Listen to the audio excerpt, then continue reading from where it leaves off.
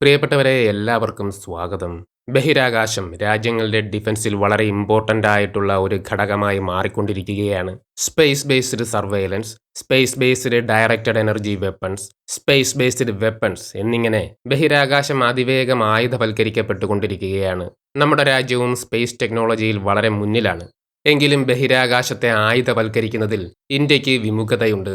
എന്നാൽ ചൈനയും അമേരിക്കയും റഷ്യയും ഉൾപ്പെടെയുള്ള രാജ്യങ്ങൾ ഈ മേഖലയിൽ വളരെ മുന്നിലേക്ക് പോയി കഴിഞ്ഞു. ഏതാനും ആഴ്ചകൾക്ക് മുൻപ് അമേരിക്കയും ബ്രിട്ടനും സംയുക്തമായി അവരുടെ ആദ്യത്തെ സ്പേസ് എക്സർസൈസ് നടത്തിയിരുന്നു. ഇതൊരു കോർഡിനേറ്റഡ് സാറ്റലൈറ്റ് മാനുവർ ആയിരുന്നു.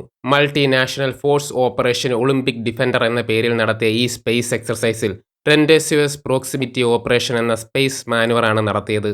ഓർബിറ്റ് ചെയ്തുകൊണ്ടിരിക്കുന്ന ഒരു US സാറ്റലൈറ്റിനെ റീപൊസിഷൻ ചെയ്ത് ബ്രിട്ടന്റെ സാറ്റലൈറ്റിന് അടുത്തെത്തിക്കുകയും അതിനെ മോണിറ്റർ ചെയ്യുകയുമായിരുന്നു ഈ എക്സർസൈസിലൂടെ ചെയ്തത്. സാറ്റലൈറ്റുകൾ 3 km/s സഞ്ചരിച്ചു കൊണ്ടിരിക്കുമ്പോഴായിരുന്നു ഇത്തരം മാനുവേഴ്സ് നടത്തിയത്. അതുപോലെ തന്നെ ഏതാനും മാസങ്ങൾക്ക് മുൻപ് ചൈനയുടെയും അമേരിക്കയുടെയും സാറ്റലൈറ്റുകൾ പരസ്പരം വളരെ അടുത്തു വരികയും പരസ്പരം ചിത്രങ്ങൾ എടുക്കുകയും ചെയ്തിരുന്നു. US കമ്പനിയായ മാക്സാർ ഇന്റലിജൻസ് അവരുടെ വേൾഡ് വ്യൂ ലിജിയോൺ സാറ്റലൈറ്റുകൾ ഉപയോഗിച്ച് ചൈനയുടെ ഷിജിയാൻ 26 സാറ്റലൈറ്റിന്റെ ചിത്രങ്ങൾ എടുക്കുകയും സോഷ്യൽ മീഡിയയിൽ പോസ്റ്റ് ചെയ്യുകയും ചെയ്തു. അൾട്രാ ഹൈ റെസൊല്യൂഷനിലുള്ള ഈ ചിത്രങ്ങൾ വെറും 29 കിലോമീറ്റർ അകലെ വെച്ചാണ് എടുത്തത്. ഇതിനു മറുപടി എന്നോണം ചൈന തങ്ങളുടെ ജിലിയാൻ 1 സാറ്റലൈറ്റുകൾ ഉപയോഗിച്ച് മാക്സാർ ഇന്റലിജൻസിന്റെ സാറ്റലൈറ്റുകളുടെ ചിത്രങ്ങൾ പകർത്തി. ഏകദേശം 50 കിലോമീറ്റർ അകലെ വെച്ചാണ് ചൈന ചിത്രങ്ങൾ പകർത്തിയത്. രണ്ട് രാജ്യങ്ങളും തമ്മിലുള്ള ഒരു മത്സരം തന്നെ ആയിരുന്നു ഈ സംഭവം. ഒരു സാറ്റലൈറ്റിന്റെ ഫിസിക്കൽ സ്ട്രക്ചർ, എന്തിനു വേണ്ടിയാണ് സാറ്റലൈറ്റ് ഉപയോഗിക്കുന്നത്, അവയുടെ സഞ്ചാരപാത എന്നിവയൊക്കെ കണ്ടെത്തുവാൻ ഇത്തരം ചിത്രങ്ങളിലൂടെ കഴിയും. ഭാവിയിൽ ഒരുപക്ഷെ ഇത്തരത്തിൽ സാറ്റലൈറ്റുകളെ തകർക്കുന്നത് പോലെയുള്ള പ്രവർത്തനങ്ങൾക്കും ഇത്തരം സ്പേസ് മാനുവേഴ്സ് വഴി കഴിയും. ആയുധങ്ങൾ ഘടിപ്പിച്ച ഒരു സാറ്റലൈറ്റിന് മറ്റ് സാറ്റലൈറ്റിന് അടുത്തെത്തി അവയെ തകർക്കുവാൻ സാധിക്കും. ഇങ്ങനെ ബഹിരാകാശം നിയന്ത്രിക്കുവാനുള്ള ശ്രമങ്ങൾ ലോകരാജ്യങ്ങൾ ആരംഭിച്ചു കഴിഞ്ഞു. ഇത്തരമൊരു സാഹചര്യത്തിൽ ഇന്ത്യയും തങ്ങളുടെ സ്പേസ് ഡിഫൻസ് കേപ്പബിലിറ്റി വർദ്ധിപ്പിക്കുവാനുള്ള ശ്രമങ്ങളിലാണ്. ഇതിനുവേണ്ടി പല പ്രോജക്റ്റുകളും ഇന്ത്യ ആരംഭിച്ചു കഴിഞ്ഞു. അവയിലൊന്നാണ് ഇന്ത്യയുടെ ബോഡി ഗാർഡ് സാറ്റലൈറ്റുകൾ.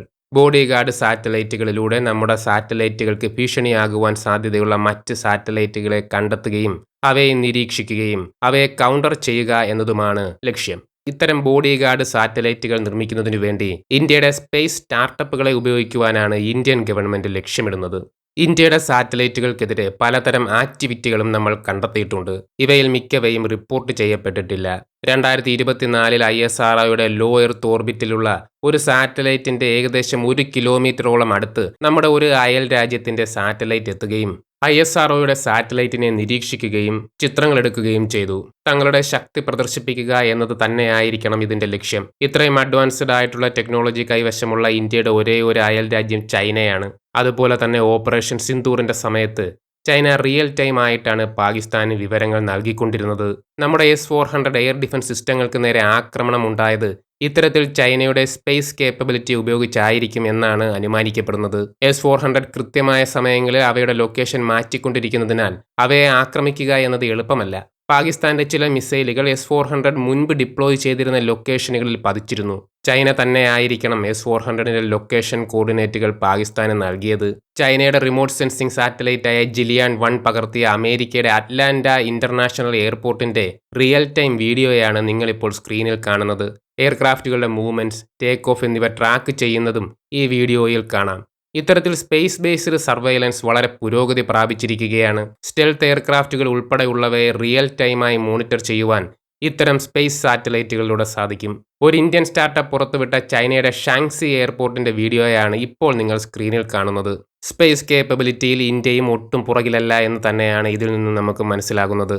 ഇന്ത്യയുടെ ബോഡി ഗാർഡ് സാറ്റലൈറ്റുകളിലേക്ക് തിരിച്ചു വന്നാൽ ഇന്ത്യൻ ഗവൺമെന്റ് സ്പേസ് സ്റ്റാർട്ടപ്പുകളോടൊപ്പം ചേർന്ന് ബോഡി ഗാർഡ് സാറ്റലൈറ്റുകൾ ഡെവലപ്പ് ചെയ്യുന്നതിന് വേണ്ടിയുള്ള ചർച്ചകളിലാണ്. നമ്മുടെ സാറ്റലൈറ്റുകൾക്ക് നേരെ ഉണ്ടാകുന്ന ആക്രമണങ്ങളെ പ്രതിരോധിക്കുന്നതിന് വേണ്ടിയുള്ള ശരിയായ സൊല്യൂഷൻസ് ഡെവലപ്പ് ചെയ്യുവാനുള്ള ശ്രമങ്ങളിലാണ് ഇന്ത്യ. സ്പേസ് സ്റ്റാർട്ടപ്പുകളുമായിട്ടുള്ള ചർച്ചകൾ ഇപ്പോൾ പ്രാരംഭഘട്ടങ്ങളിൽ മാത്രമാണ്. ലിഡാർ സാറ്റലൈറ്റുകൾ ഡെവലപ്പ് ചെയ്യുക എന്നതാണ് നിലവിലെ ലക്ഷ്യം. ലൈറ്റ് ഡിറ്റക്ഷൻ ആൻഡ് റേഞ്ചിങ് എന്നതിന്റെ ചുരുക്ക രൂപമാണ് ലിഡാർ. ലിഡാർ സാറ്റലൈറ്റുകളുടെ സഹായത്തോടുകൂടി ത്രെറ്റായേക്കാവുന്ന സാറ്റലൈറ്റുകളെ മുൻകൂട്ടി കണ്ടെത്തുവാൻ സാധിക്കും. ഇതുവഴി ഭൂമിയിൽ നിന്നും നമ്മുടെ സാറ്റലൈറ്റുകളെ സേഫായ മറ്റൊരു സ്ഥലത്തേക്ക് റീപൊസിഷൻ ചെയ്യുവാനുള്ള കമാൻഡ് നൽകുവാൻ സാധിക്കും. മാത്രവുമല്ല ഇത്തരത്തിൽ മുൻപ് തന്നെ വാണിംഗ് ലഭിക്കുന്നതുകൊണ്ട് സാറ്റലൈറ്റുകളെ റീപൊസിഷൻ ചെയ്യുവാനുള്ള സമയവും ലഭിക്കും. ലിഡാർ സാറ്റലൈറ്റുകളെ കൂടാതെ ഗ്രൗണ്ട് ബേസ്ഡ് റഡാറുകളും ടെലിസ്കോപ്പുകളും ഉൾപ്പെടെയുള്ള വലിയൊരു നെറ്റ്വർക്ക് ആയിരിക്കും ഇത്. ISROയ്ക്ക് നിലവിൽ മുഴുവൻ സമയവും ഇൻ ഓർബിറ്റ് ട്രാക്കിംഗ് കേപ്പബിലിറ്റി ചെയ്യുവാൻ സാധിക്കുകയില്ല. എന്നാൽ ഇന്ത്യയുടെ ചില സ്പേസ് സ്റ്റാർട്ടപ്പുകൾ ഇത്തരത്തിൽ 24/7 സ്പേസ് സിറ്റുവേഷണൽ അവയർനെസ് നൽകുന്നതിന് വേണ്ടിയുള്ള ടെക്നോളജികൾ ഡെവലപ്പ് ചെയ്യുന്നുണ്ട്. ഇന്ത്യയുടെ സ്പേസ് സ്റ്റാർട്ടപ്പായ ദിഗന്തര ഇത്തരത്തിലൊന്നാണ്. ബോഡി ഗാർഡ് സാറ്റലൈറ്റുകളെ കൂടാതെ മറ്റ് വലിയ പ്രോജക്റ്റുകളും ഇന്ത്യ നടപ്പിലാക്കുന്നുണ്ട്.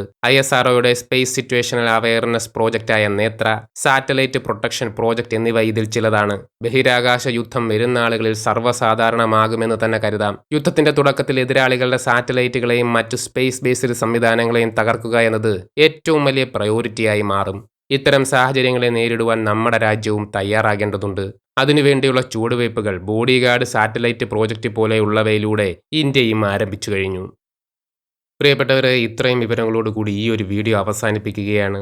നിങ്ങളുമായി പങ്കുവച്ച ഇത്രയും വിവരങ്ങൾ വ്യക്തമായിട്ടുണ്ടാകുമെന്ന് കരുതുന്നു. എല്ലാവരും ലൈക്ക് ചെയ്യുക, ഷെയർ ചെയ്യുക, സബ്സ്ക്രൈബ് ചെയ്യുക. ജയ് ഹിന്ദ്.